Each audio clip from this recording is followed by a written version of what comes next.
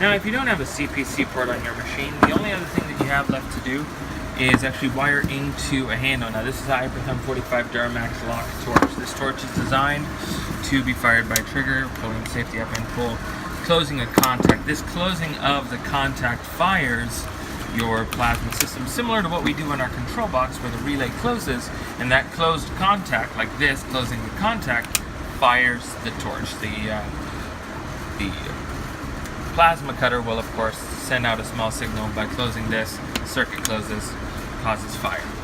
What you would actually do is wire a wire into the physical torch itself, acting as a switch, or supplanting the switch further up in the line to make sure that you're able to fire the system from here, or you can actually wire it inside of the plasma cutter box as well. You just wire it inside of there and you are good to go. If you need more specifics, then we would recommend actually talking to someone with a lot of electrical experience in terms of wiring into that plasma cutter box, as we're not going to actually physically make a video on how to wire that here, specifically for the reason that we don't want you to end up frying your system. So go consult a professional or someone with a lot more experience in order to make sure that you're wiring this correctly. All we're doing is wiring a jumper that acts as this switch to fire the torch.